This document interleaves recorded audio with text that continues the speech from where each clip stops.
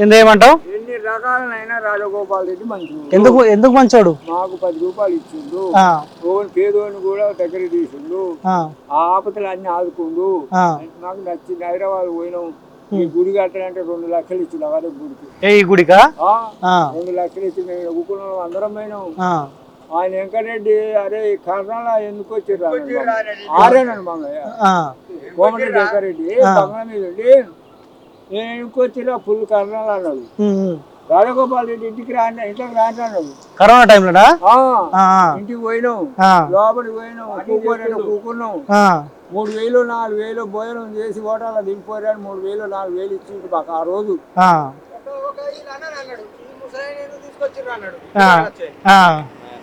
ఎందుకు ఏ పాట వెళ్తారు మీ అన్న? పార్టీ అన్న ఏం లేదు కానీ ఆయన జర వయసు పెద్దగా ముసలాయన తీసుకొచ్చారు. శాతగాదేమో ఎందుకు తీసుకొచ్చావు అన్నట్టు ఆయన అప్పుడు ఇంటి లేవని పోయినాం అన్నట్టు. మేము మొత్తం మనది కాదా ఏం చేద్దాం అనేది, ఇప్పుడు ఏం చేద్దాం లేదు చూద్దాని మామ పేరు మీద ఫౌండేషన్ మీద కట్టిస్తాం లేదు, కొన్ని రేకులకు సుశీలమ్మ ఫౌండేషన్ పెట్టిస్తాం లేదు, అట్ట కూడా పెట్టిస్తాం లేదు అన్నాడు.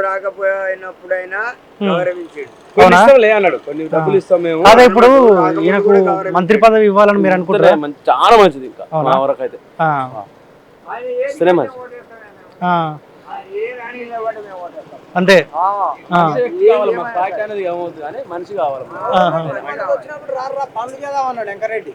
పనులు చేపిస్తా గవర్నమెంట్ మన వచ్చాక రారా అన్నాడు. పైన ఉండి మేము ఇట్లా చూస్తున్నాం. అయితే ఇప్పుడు గవర్నమెంట్ మనదే వచ్చింది. మరి మొన్న గిట్ల సంగతి సారు మరి ఫోన్ చేసినాం, మేము వస్తున్నాం సరే సారు అంటే ఏముందిరా వస్తే ఏం లేదు. ఆరే అయితే మాత్రం సరే ఆయనకు నోటేడి మీరు దగ్గర వాళ్ళు కదా అట్లా అంటుండే.